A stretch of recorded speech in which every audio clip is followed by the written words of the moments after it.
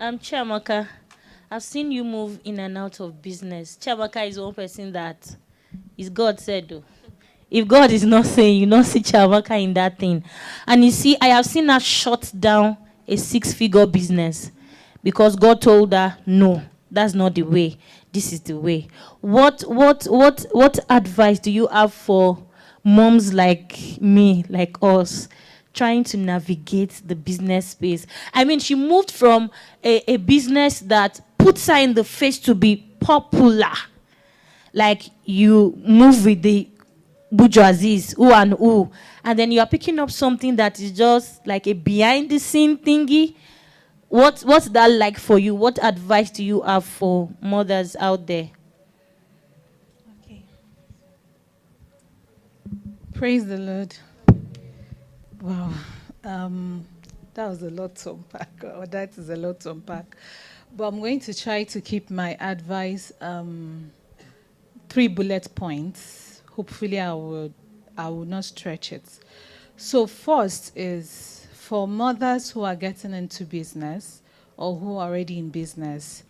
The first thing I want to say is you have to acknowledge your calling as a mother first, right?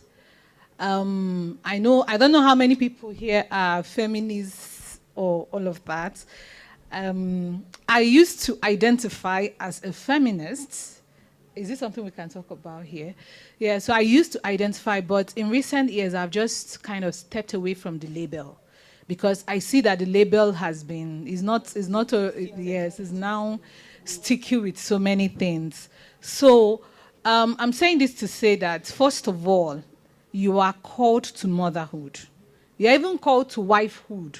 Before you started being, you are called to motherhood. And these things will always be primary. So have that in mind so that you won't be so over-consumed by the need to do and be and make the money, so much so that these areas of your lives suffer.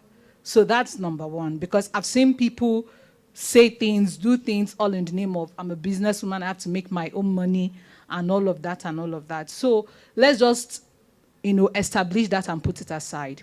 Then the second point is, I think you, first of all, if you're a Christian woman, I want to believe all of us here are saved and, believers.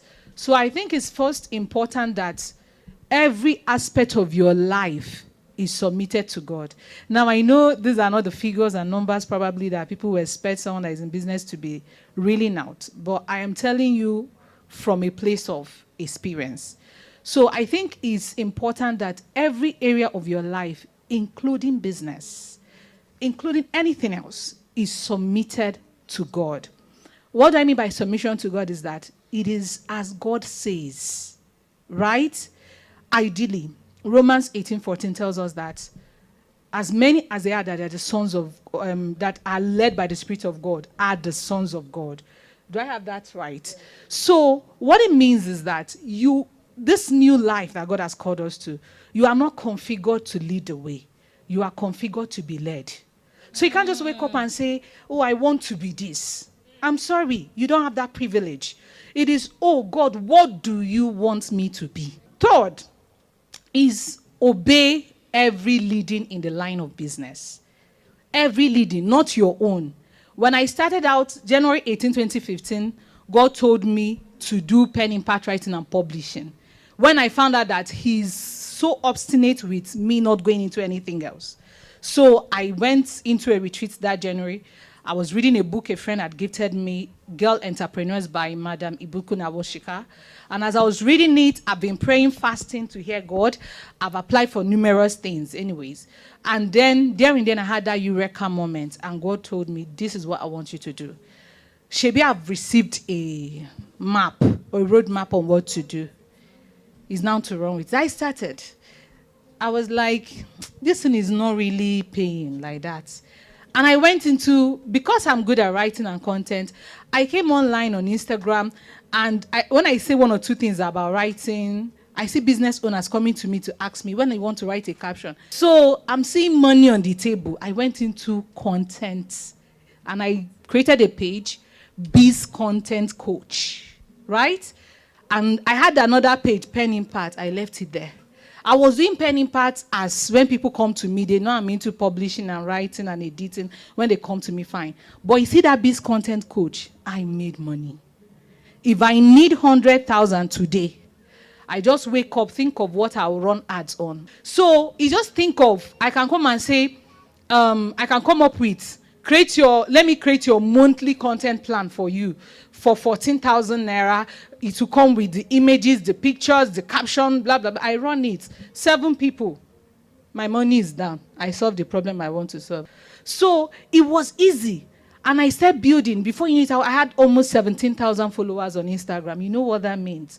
I was beginning to gain clout. If I make a post, I'll have like 70 plus business owners. They're shouting, well done, Coach BB. I was doing various courses.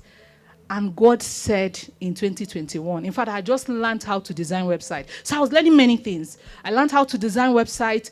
I made 320,000 from my first website. I created a small package for 5,000 naira. I ran ad with 27,000 naira, and I got 9 people immediately. 9 times 45, multiply it in 3 days. That money was in my account, right? That was e-com website.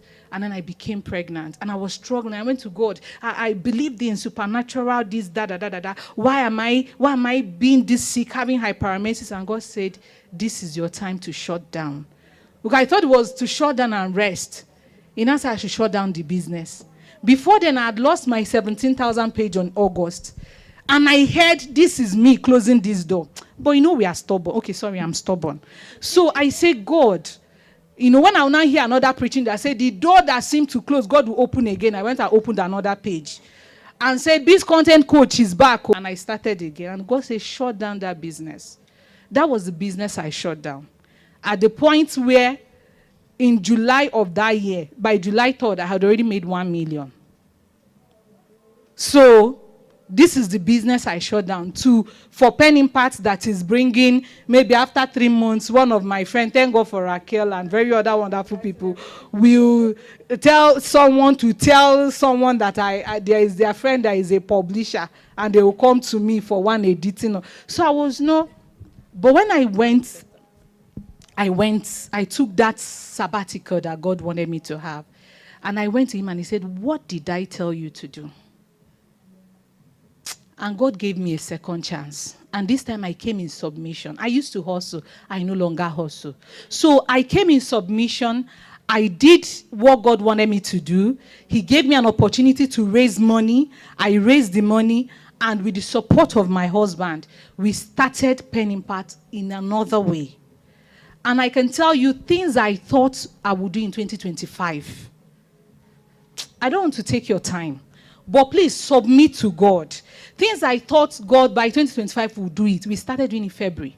I thought, okay, we've started doing this one in February. By maybe 2025, we'll have a second branch. We had a second branch in March. God has packaged something, just obey. Now, when I sit down, I weep. Because imagine if I had been as serious as I am now since 2018 till now. So I am here at redeeming the years by mercy. So what I'm telling you this is, first, remember you are called to be a wife, a mother. Don't let anything make you feel you are not enough. If God is telling you, hold on now and wife your husband and mother your children, please do. And the second time, submit every area, because you can't just submit only one part. You will struggle. And the third, listen and obey. Trust and obey, for there is no other way to be happy in Jesus but to trust and obey. So please, if you work, whatever idea, whatever course, whatever profession, whatever business you want, can I beg you to trash it today? After this meeting, take a retreat. Ask God, what do you want? And listen, let him give you a guideline. Because what he wants is one thing, but he will give you a guideline on how to do. Because it's that how that will differentiate you from 10 million people who are doing that same thing. Thank you. Thank you very much. Thank you.